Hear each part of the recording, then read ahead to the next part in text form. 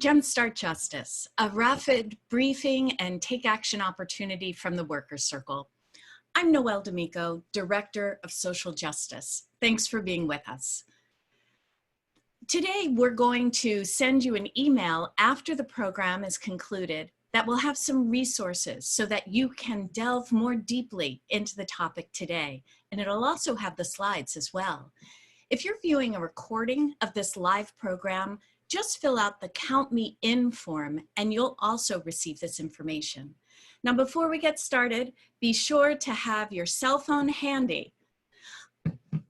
America's 2.5 million farm workers have been laboring amidst the pandemic to harvest food for our nation, but without protective gear, testing, or the health care that they need. As we prepare to celebrate Sukkot, we are mindful that thousands upon thousands of farm workers are right now making their way south to Florida for the harvest. Today, we'll advocate that the Florida governor protect these farm workers from COVID-19 ahead of the harvest. And we are so pleased to welcome Gerardo Reyes Chavez of the Human Rights Award-winning Coalition of Immokalee Workers, who lead us in our program today. Thank you, Gerardo, and welcome. Thank you so much for having us. And well, first of all, I want to say that it is an honor for us to be able to share a little bit about what we do. And I want to start by, thinking about what is it to be a farm worker in the midst of a pandemic. Talking a little bit about the vulnerability that's part of our lives, but also the stress and the fear that the workers have to deal with while being considered essential, but also risking their well-being and risking the health of their own family while trying to put food on the table. So I want to ask everyone that's participating with us to imagine yourselves on the shoes of a farm worker who has been infected in terms of, what Immokalee is, where we come from. We are located in the southwest part of Florida. Immokalee is one of the most important communities for the production of tomatoes and many other fruits and vegetables. We're focusing on the tomato industry because it's one of the biggest industries. Our community is formed by workers from Mexico, Guatemala, and Haiti. We live in times that are very difficult with the pandemic and everything that's going on. And we just want to talk a little bit about some of the vulnerabilities that people have to deal with on top of the pandemic and in the midst of it. So one of the things that I wanted to share, it's some things that are options that are not really options. Among them is the social distancing. When we receive, recommendations from the Department of Health on the state of Florida and in the county, they were recommending the social distancing, but then you have to ask yourself as an essential worker who's required to go to the fields to harvest tomatoes and other fruits and vegetables, what does that mean when you are transported in buses like the one you can see in your screens, where there's no social distancing for workers in U.S. agriculture? It's something very difficult to do. And then in the housing, people also live in places like these, paying exorbitant amounts of money for rent and not being able to observe another one of the recommendations, which is shelter at home. Even if you were able as a farm worker, to ignore the fact that you are expected to go to the fields and harvest the food, if you try to shelter in place, that doesn't mean anything either for a farm worker. Those are options that are not, because there's 8 to 10, sometimes I have seen up to 15 people living in a single trailer like this one. because that's the way in which people are able to save a little bit of money. Poverty forces people into these circumstances, and that's something that needs to change. So shelter in place, impossible, especially when you are an essential worker. We don't have a hospital in Immokalee. And people depend. With this picture you can see, this is the bus that you take to go to work, but people also depend on the crew leaders to take them to the stores, especially if they are here under H-2A visas. So there's no mobility, and the hospital is about 45 to an hour away from Immokalee. So that is something that makes people very vulnerable. So those are the options that we should have, but we don't have. Many workers don't have health insurance. Many workers, as I mentioned before, don't have money because it is a really low paid job. Another thing, it's, we have created some options under the Fair Food program because of all of these things that we are seeing. Those vulnerabilities are not something new for our community. They are just more in your face now that we are dealing with COVID-19. And we have been fighting for decades to be able to change the conditions of vulnerability. We have been able to create what we call the Fair Food program by participating in marches. We have bring all of these corporations that you see on your screen, participating in conditioning their purchasing to the implementation of rights that are needed for workers, including protections for COVID-19.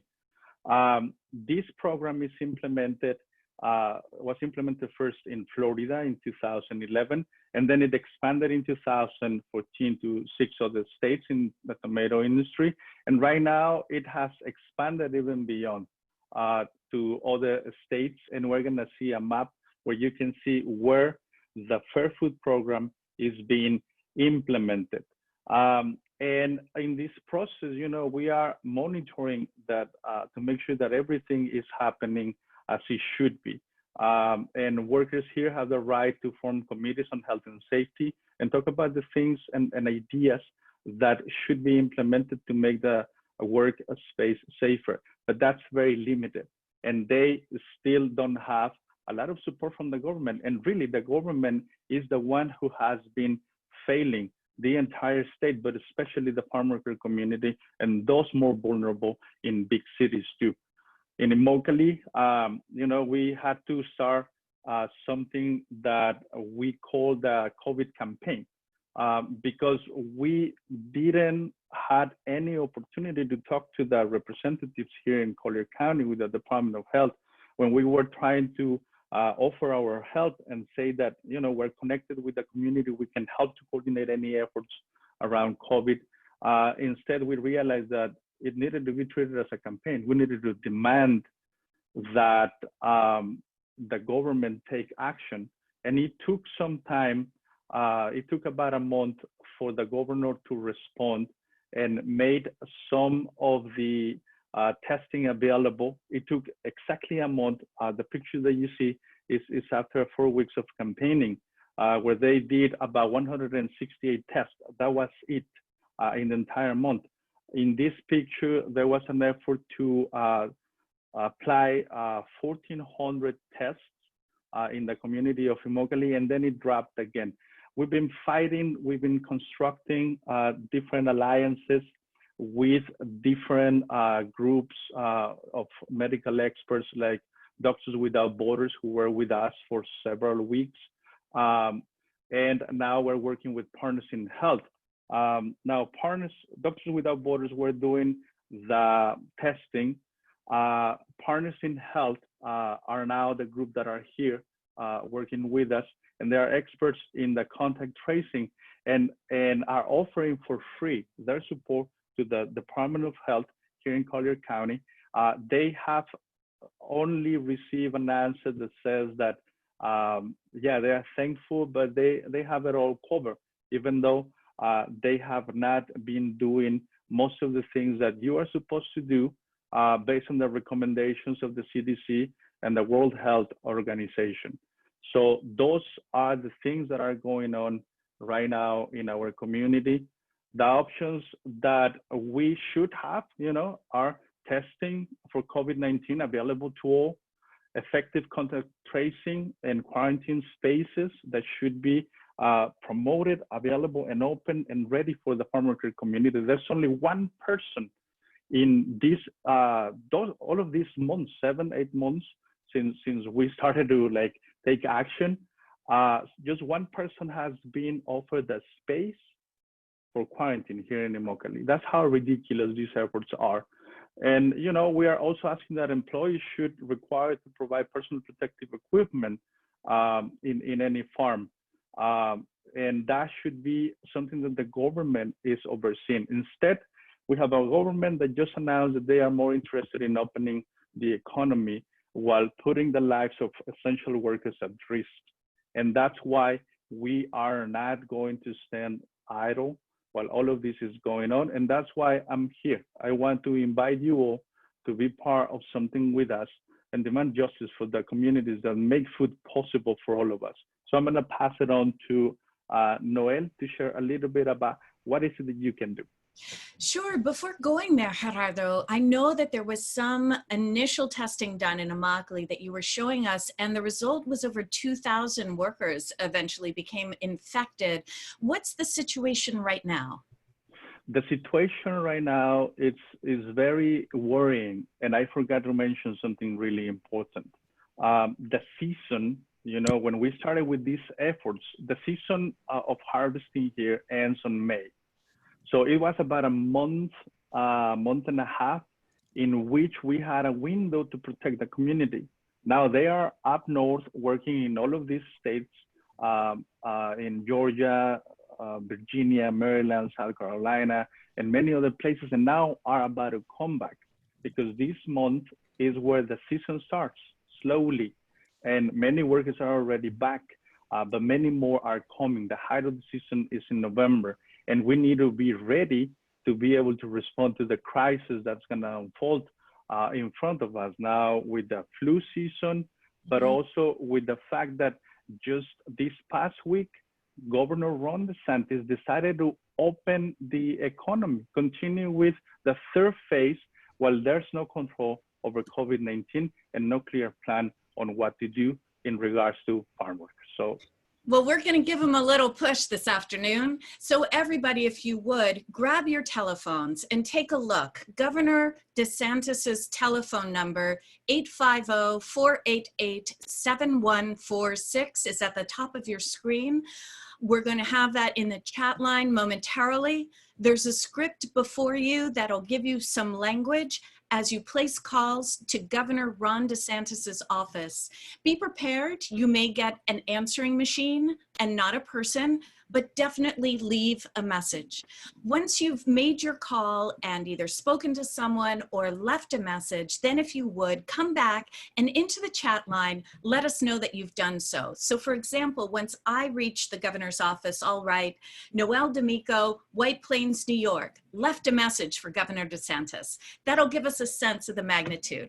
Thanks so much, and let's get calling.